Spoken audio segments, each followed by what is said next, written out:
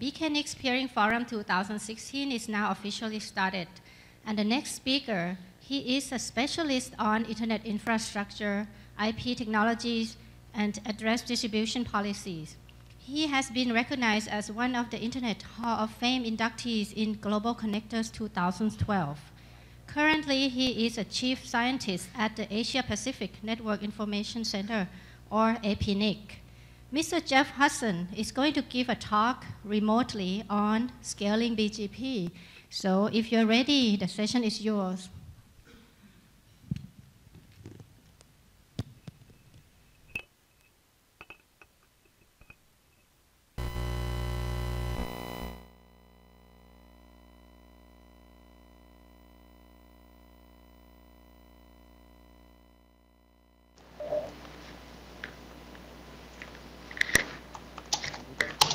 Yes, I can. Can you hear me?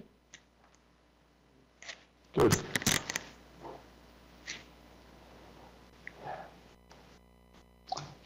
Tell me when you want me to start.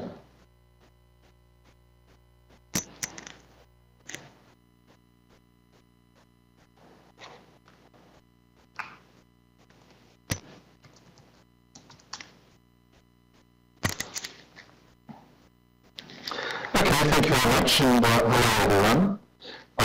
Sorry I can't make it to Bangkok in person, but George Michelson and other APNIC folk are there, and I'm sure between us all we can answer whatever questions you might have.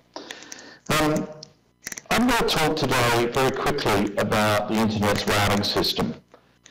The Internet grows in many, many dimensions, and one of the most obvious ones where it grows is actually the routing system itself.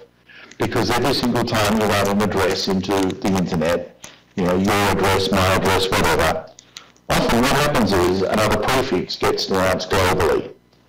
And so when we look at the routing system, next slide please, we actually get a lens that gives us the entire Internet in one hit. And it's one of the few places where you can actually see all of the Internet at once. Next slide. The problem, of course, is that whenever we try and assemble this, we get some defects in the lens. It's not quite right. Next slide. And part of the problem is that it's difficult to get outside the system. It's like going outside this hotel that you're in and looking at the street.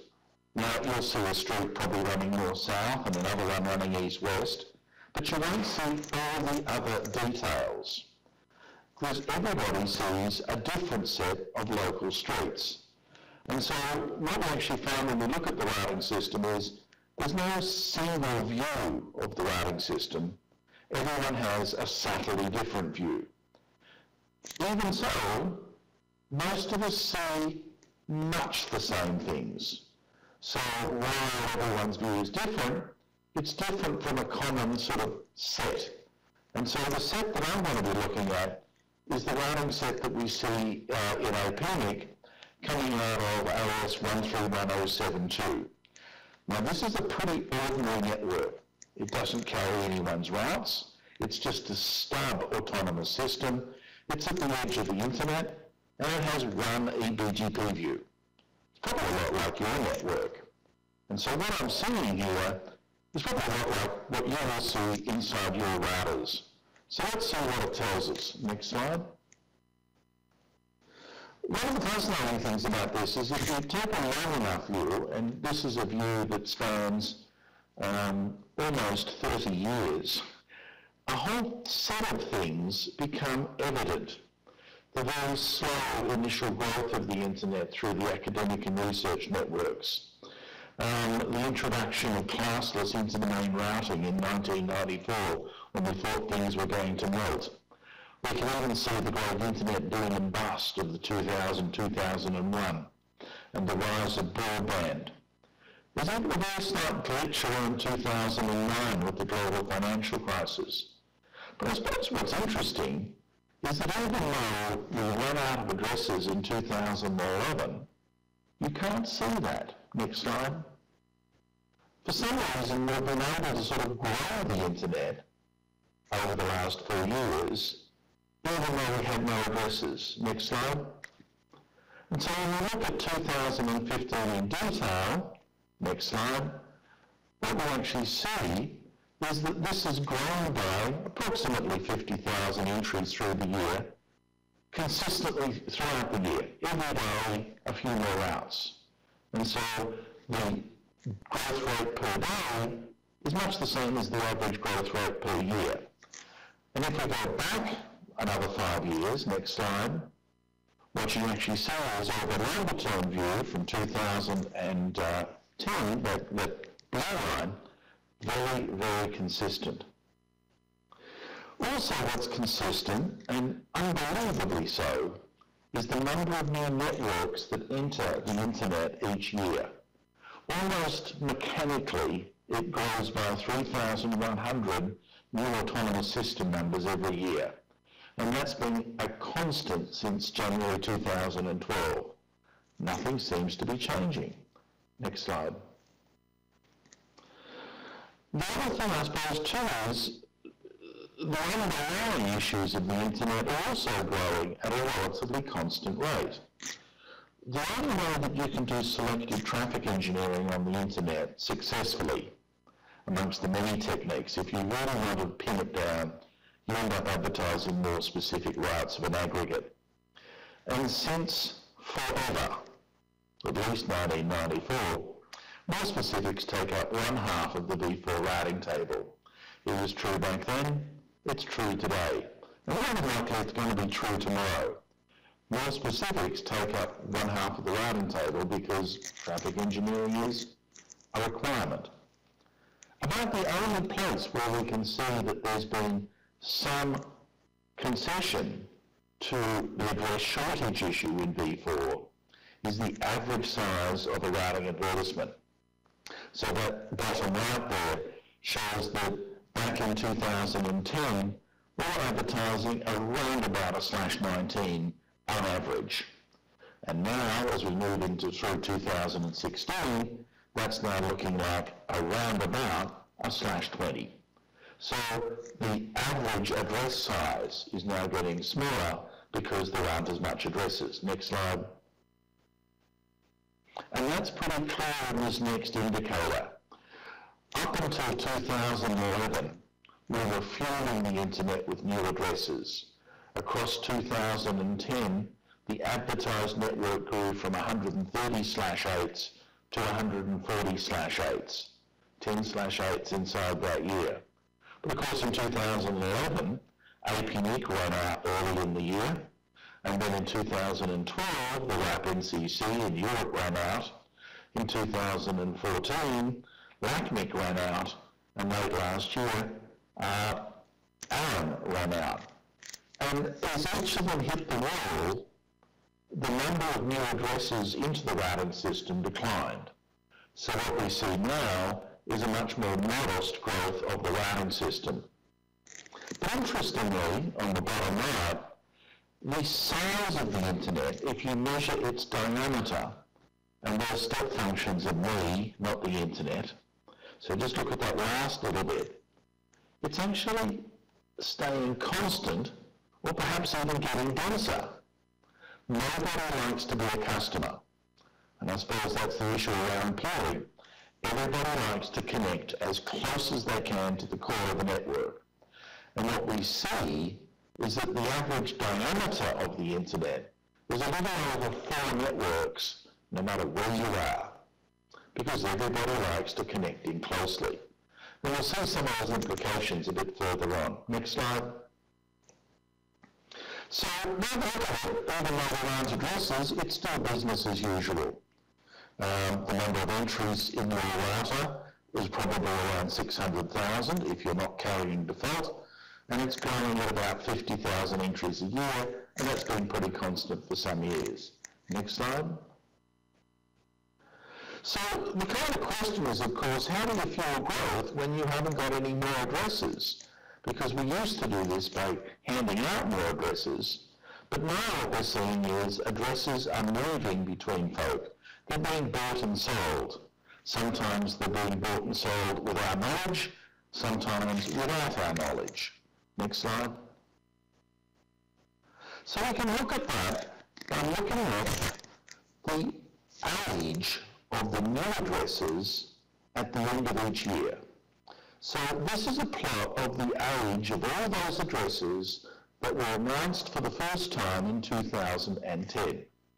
And 80% of all those new addresses that appeared in 2010 were allocated by the registry system in 2010. Next slide. As we started to run out of addresses, folks started mining our history and doing transfers. And the blue line, the solid blue line, tells us something quite radically different about 2015.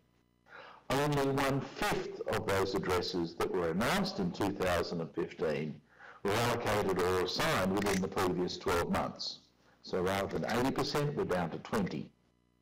And interestingly, 1/3 of all those new addresses are old, very old legacy, when were first announced more than 20 years ago.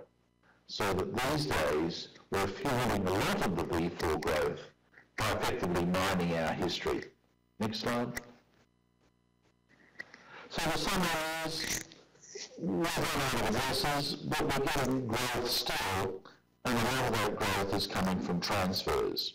It's also coming from micro allocations happening in RIPE and APNIC, and certainly a heightened amount of address recovery. Next slide. Interestingly, this is a plot of the unadvertised versus advertised addresses. The red line is the quantity of addresses that aren't seen in the routing system, but were handed out by the registry. By the time we got to exhaustion in 2011, 50/8s, 1/5 of the entire address space, 50/8s, weren't seen in the routing system. And interestingly, we haven't really mined an awful lot of that space. You'll see a small amount of movement at the right-hand side of that red line. But on the whole, addresses aren't really being turned out yet. There's a lot more to go. Let's blow up that last year. Next slide. And this is the plot of the unadvertised addresses for about 12 months. Next slide. Now, I don't know what people are doing, but up until the start of November, this is entirely expected. Addresses were being moved out of the unadvertised pool and being advertised. So we saw that pool decline in size. But oddly enough, in November and December, the pool grew again. Addresses were taken out of the routing system and not advertised. That is entirely a surprise. Next slide. So now what we can do is sort of put it all back together again and find this picture that the blue, the advertised line, rose constantly throughout the year. Part of that is due to assignments from regional internet registries, approximately 4/8, that's the green line. But the other part of that growth is actually due to the movement of the unadvertised pool, which is that low red line. So if you need a lot of addresses, you're not going to get them from the registries these days. You're going to have to get them from the market, and more than likely, when you try and go there, you're going to be getting them from the pool of unadvertised addresses that will need to be recovered. And we can see the extent of that activity, next slide, that the amount of addresses coming out of our old unadvertised pool is about the same quantity as the addresses coming out of the registry system these days. Until that blip in November, we were looking at recovering approximately 4/8 from our history and also allocating 4/8 from the residual unallocated pools. So we're likely to see that trend continue. Next slide. So approximately 4/8 were assigned. Most of them came from Aaron. That's over. Aaron have no addresses left. And the equivalent of 1/8 was assigned by APNIC. They still have addresses left. 3/8 were recovered. Two of them, 2/8 or the equivalent, went back into the unadvertised pool by the end of the year. So that's the summary of V4. What about V6? Let's look at V6. Next slide. V6 doesn't have quite the history, and you can certainly see on the early two events. The first event was V4 exhaustion, and realistically it didn't make an awfully big impact on the growth curves of V6. While IPv6 Day is probably more obvious insofar as you can see a blip before it as people accelerated their plans, but then straight after there was actually very little activity because there was very little else in the pipe for another 6 months. The more sort of rapid growth has actually been in the last 2 years, where, as you see, exponential growth is looking interesting. And we're now almost up to 30,000 routes. Next page. Next slide. But interestingly, that's not a curved line for the year. But the growth rates, particularly in 2015 for V6, are actually constant, not exponential. And that means that the predictions for when will V6 be everywhere tend to move out a long way because constant growth is not rapid growth. Next slide. We're growing at about 6,000 prefixes per year, compared to V4 growing at about 50,000. So V6, in terms of just the number of prefixes, is growing at about 1/10 of the rate. I suppose better news is that the autonomous system numbers, 3,100 a year in V4, 1,600 a year in V6. Again though, relatively constant, which is somewhat strange and certainly unanticipated. Next slide. The amount of more specifics is now getting close to V4. In some ways this was unanticipated. We always thought more specifics was routing noise and that was avoidable. What actually occurs is that more specifics are traffic engineering and everyone does it. More specifics are 1/3 of the table and the average size of routing is getting smaller for much the same reason. Next slide. The advertised address span isn't curtailing. We have lots of V6 addresses. They're growing at a linear rate. And the shape of the internet is now much the same as V4, relatively constant. It's 4 ASs wide. That's what most folks see. Next slide. So we're growing at a steady rate in V6. It's about between 1/2 and 1/7 of the equivalent rate in V4. But you know, it is growing. Next slide. So what can we expect? Next slide. Well, obviously it's very difficult with V4 because the uncertainty over address exhaustion makes a lot of these predictions extremely uncertain. And the other thing is, of course, the V6 take-up is very spotty. It happens here, it happens there, but not everywhere. So a lot of these projections have a fair amount of guesswork. Next slide. But what we can do is do some maths on this, and the first one is you take the first order differential. Next slide. You then place some bounding limits on it. Next slide. You then look at the relative growth rate. Next slide. And what appears to be going on is that we're adding about 120 routes a day. Next slide. And that then can actually fuel these predictions that if we keep on recovering addresses at much the same rate, and we keep on making the average routing advertisement smaller and smaller, within about 5 years we'll get up to a little over 750,000 V4 routes. So if you're looking at how much fib size you need in your routers, you're going to need at least 1 million V4 entries. Next slide. But you can't just run the network on V4, you've got to look at V6. So a similar analysis, next slide, of trying to take the first order differential, and the good news is I suppose it is rising. Next slide. Doing the relative growth rates, interestingly in percentage terms, it's not rising, it's slowing down, which is effectively the message around constant growth. Next slide. And what you see is the early adopters have adopted, the trailing edge is taking some time. Next. And so we have two models here. One is exponential growth kicks in. And over 5 years, that'll be 127,000 entries. or it reverts to a constant linear model, 50,000 entries. But when you think about your router, multiply those numbers by 4, because of course each prefix is 4 times the size. So that's the equivalent of approximately 600,000 entries comparable to V4, 32-bit slots, or 200,000 V4 slots if you take the linear model. How big do you need your router? Somewhere between 1.2 and 1.5 million 32-bit entries. So you probably need to exercise some care and caution when you buy your next model of router.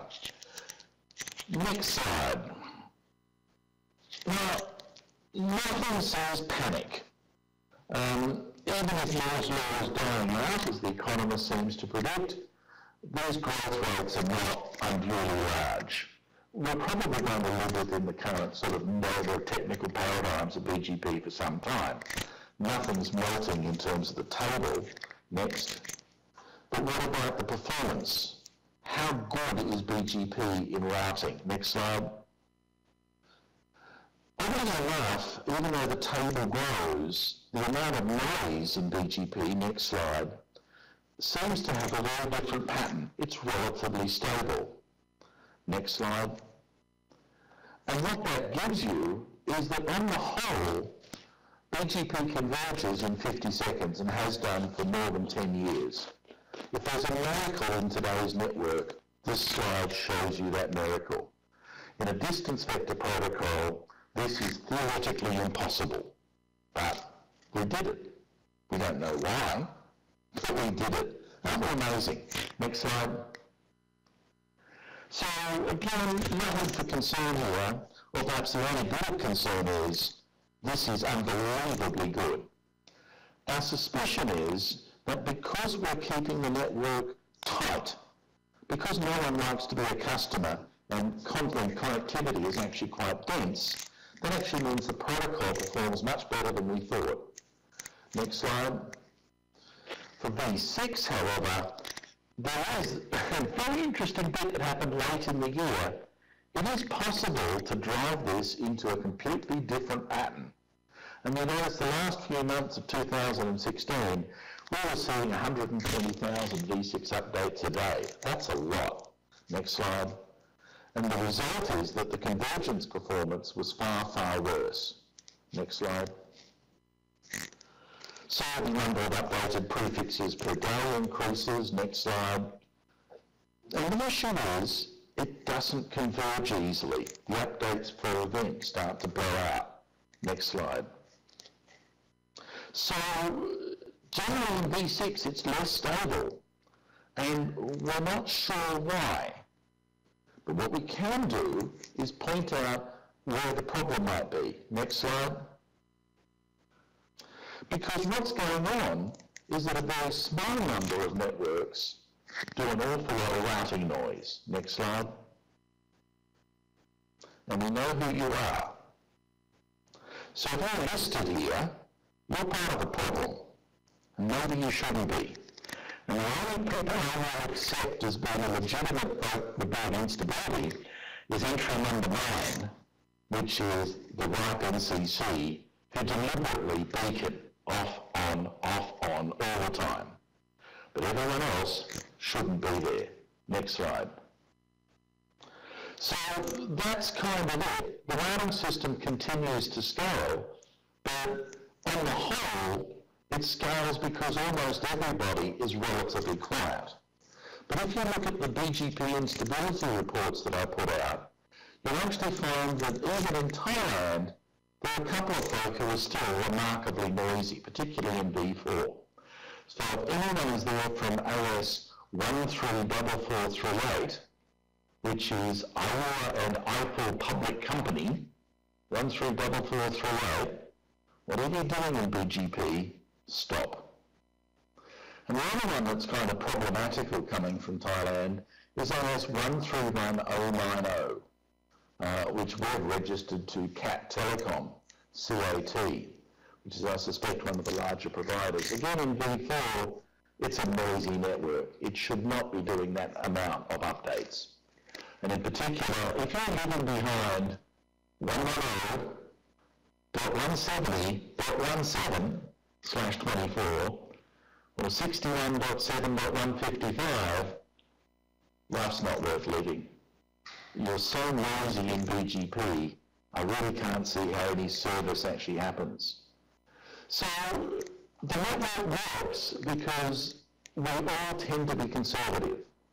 And as long as you're able to exercise that degree of conservatism and very carefully look at the amount of noise that you produce in routing, and there are reports like the BGP Instability Report, which I'm sure George Michelson can give you the URL for, that can show you if you and your network is part of the problem or part of the solution. Because as far as I can see, if we all manage to keep this noise down, BGP has at least another decade or maybe two of life. And that's a very, very good thing to observe, because changing protocols is one thing. Changing our routing system, oddly enough I suspect, will be a lot harder. There's no plan B for BGP. This is it, and we're stuck with it. It better work.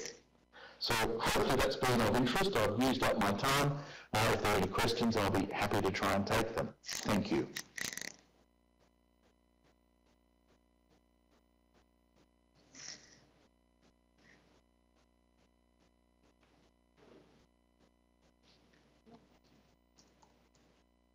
Okay, thank you very much, and I hope you have a very good film for the rest of the program. Thanks indeed.